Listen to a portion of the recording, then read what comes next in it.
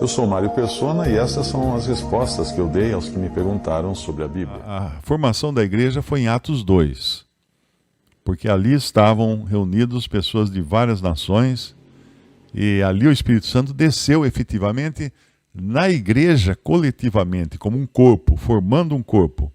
Paulo falou isso lá em 1 Coríntios 12, né? No versículo 13.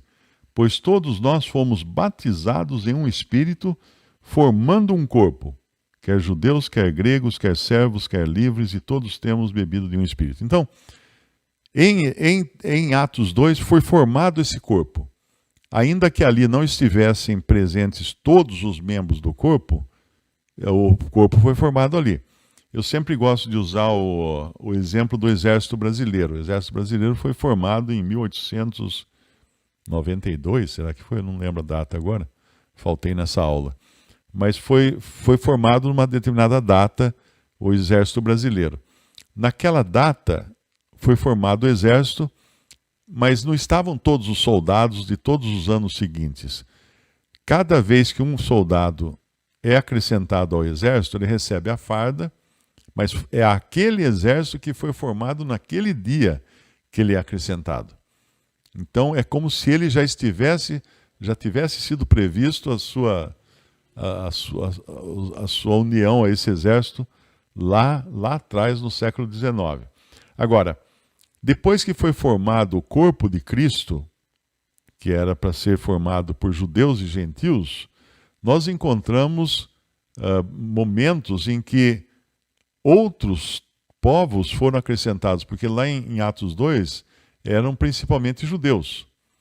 Mas logo nós vamos encontrar a adesão dos gentios, porque Cornélio era um gentil.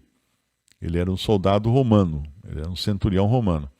Então, naquele dia, os gentios foram recebidos. E lá em Atos 10, a gente lê a maneira como eles foram recebidos, 10:44. E dizendo Pedro ainda essas palavras, ou seja, ele tinha pregado o evangelho, caiu o Espírito Santo sobre todos os que ouviam a palavra. E os fiéis que eram da circuncisão, ou seja, os judeus, todos quantos tinham vindo com Pedro, maravilhavam-se de que o dom do Espírito Santo se derramasse também sobre os gentios, porque os ouviam falar em línguas e magnificar a Deus. Respondeu então Pedro: pode alguém porventura recusar a água para que não sejam batizados estes que também receberam como nós o Espírito Santo? E mandou que fossem batizados em nome do Senhor. Então rogaram-lhe que ficasse com eles por alguns dias. Então aqui entraram os gentios. Mas tem mais duas ocasiões que entram mais duas classes de pessoas. Tem uma que entram os samaritanos. E repare que é diferente, por exemplo, quando Pedro prega para os judeus, lá em Atos 2, ele fala que eles tinham que se arrepender. Mas quando eu prego o evangelho, eu não falo para a pessoa que ela tem que se arrepender. Por quê? Porque ela não é judia. E os judeus, eles precisavam se arrepender porque eles eram culpados de terem rejeitado o Senhor Jesus e de terem entregue o Senhor à morte. Então, na pregação de Pedro para os judeus, em Atos 2, é incluído o arrependimento. Arrependei-vos e sede batizados, é incluído o batismo nas águas, e recebereis o selo do Espírito Santo. Então, as três coisas: arrependimento, batismo e Espírito Santo. Quando lá em Atos 8 agora, Atos 8, versículo 14, diz assim: os apóstolos, pois, que estavam em Samaria, ouvindo que Samaria recebera a palavra de Deus, enviaram para lá Pedro e João, os quais, tendo descido, oraram por eles para que recebessem o Espírito Santo, porque sobre nenhum deles tinha ainda descido, mas somente eram batizados em nome do Senhor Jesus. Então lhes impuseram as mãos e receberam o Espírito Santo. Repare que, para os samaritanos, eles eram gentios, porém convertidos ao judaísmo. Os samaritanos não eram judeus, mas eles eram convertidos ao judaísmo, eram gentios, e tinham sido levados para a terra de Israel para substituir os judeus quando esses tinham sido exilados, quando esses foram levados para a Babilônia. Então, para a terra não ficar vazia, o rei mandou colocar um povo lá e mandou sacerdotes e levitas ensinarem judaísmo para esse povo. Esse povo eram os samaritanos. Eles eram tipo judeus fake, judeus piratas, né? Não é falar isso para eles, mas era isso que eles eram. E aqui, então, nós vemos que eles também receberam o Evangelho, eles tinham que crer no Senhor Jesus, foram batizados e receberam o Espírito Santo pela oração e imposição de mãos dos apóstolos. Então, a segunda classe de pessoas, né? A primeira, judeus, que precisou pregar arrependimento, mas não foi pregado arrependimento para os samaritanos, porque eles não tinham culpa nenhuma da morte do Senhor Jesus. E depois, finalmente, lá em Atos 10, do versículo 44 em diante, nós vemos gentios puros, né? Gentios sendo recebidos depois de crerem, ou seja, precisaram de ter fé, exercer fé no Senhor Jesus, receberam o Espírito Santo e foram batizados nas águas. O batismo aconteceu depois deles receberem o Espírito Santo, ao contrário do que aconteceu com os judeus e com os samaritanos, quando foram acrescentados à igreja. Depois teve uma outra classe que aparece em Atos 19. Em Atos 19, que eles eram judeus, mas eles não eram os judeus que estavam lá em Atos 2. Então eles aparecem em Atos 19, e sucedeu que enquanto Apolo estava em Corinto, versículo 1, Paulo, tendo passado por todas as regiões superiores, chegou a Éfeso, e achando ali alguns discípulos, disse-lhes: recebestes vós já o Espírito Santo quando cresces? E eles disseram-lhe: nós nem ainda ouvimos que haja Espírito Santo. Perguntou-lhes então: em que sois batizados então? E eles responderam: no batismo de João. Mas Paulo disse: certamente João batizou com o batismo do arrependimento, dizendo ao povo que cresce no que após ele havia de vir, isto é, em Jesus Cristo. E os que ouviram agora o Evangelho corretamente, né, foram batizados em nome do Senhor Jesus. E impondo-lhes Paulo as mãos, veio sobre eles o Espírito Santo, e falavam línguas e profetizavam. Esses eram ao todo uns 12 varões. Então repare que nós tivemos aí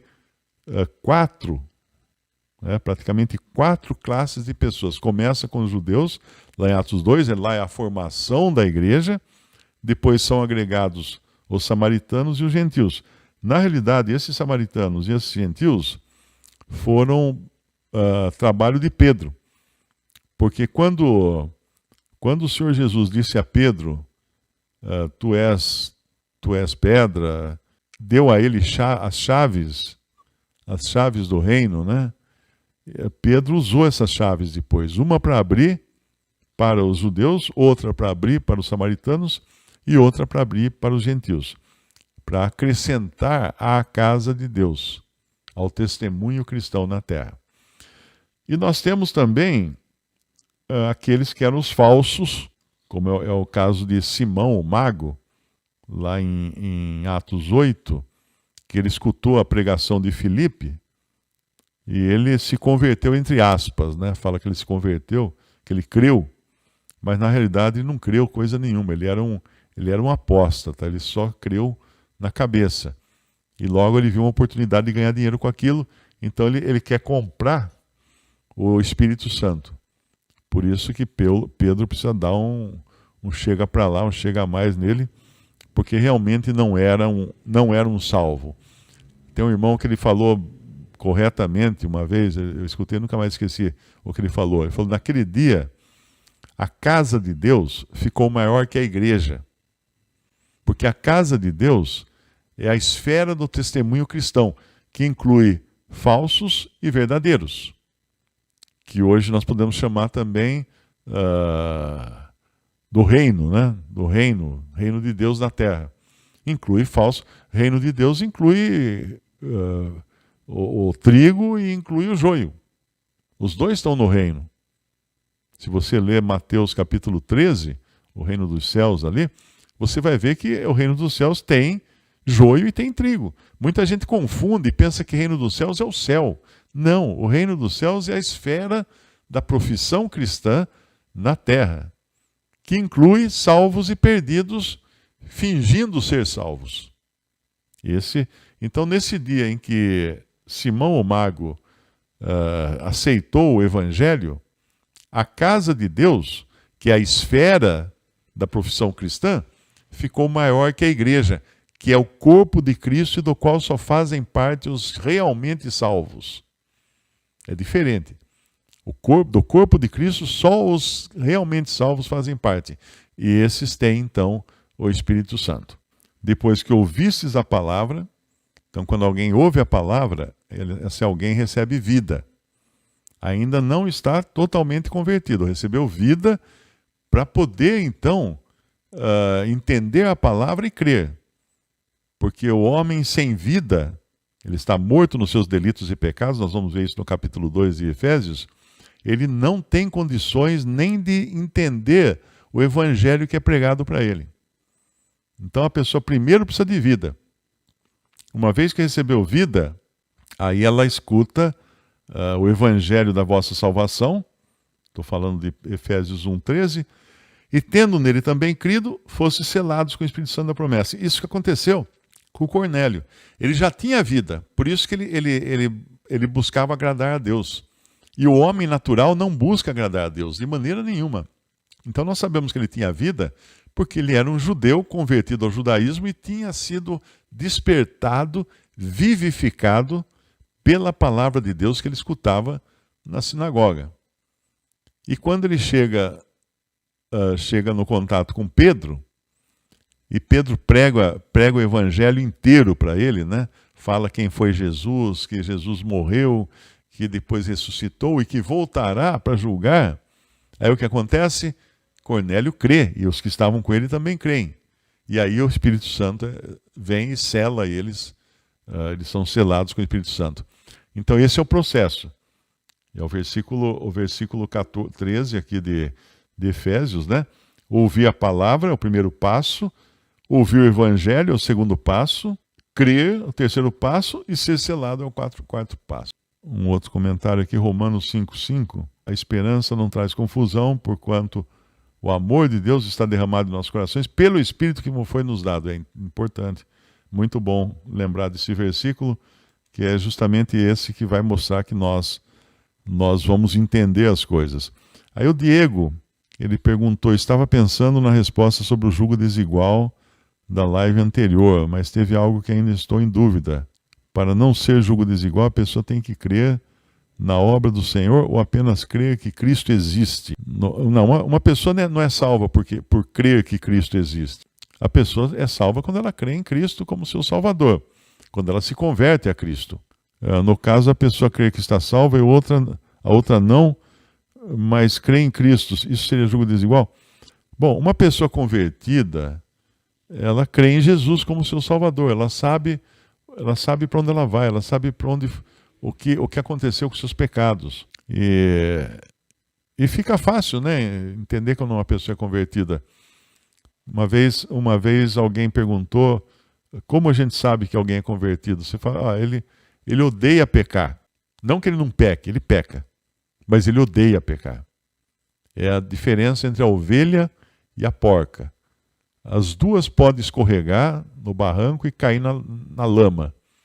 Mas a ovelha, ela sai correndo da lama e se sacode e se esfrega no capim para limpar sua pele, o seu pelo, porque ela não gosta da lama. Mas a porca fica se refestelando lá na lama, não sai mais, porque ela adora, é o ambiente dela. Então uma pessoa convertida, ela tem horror ao pecado. Ela pode até cair em pecado, não pode como permissão. Pode acontecer, porque se alguém falar que não peca, que não tem pecado, esse está dizendo que Deus é mentiroso. Porque a Bíblia fala que todos nós pecamos. O que nós temos que fazer quando pecamos? Confessar o nosso pecado a Deus. Mas duas pessoas, você tem um casal, por exemplo, um crê no Senhor Jesus, outro não. Então é um julgo desigual. Agora, se eles já estão casados, casaram antes de saber disso, aí não vai desmanchar o casamento por causa disso. Porque o matrimônio é uma ordenança que Deus instituiu lá no começo, lá no Éden. Visite respondi.com.br. Também 3minutos.net. Baixe os e-books ou adquira os livros.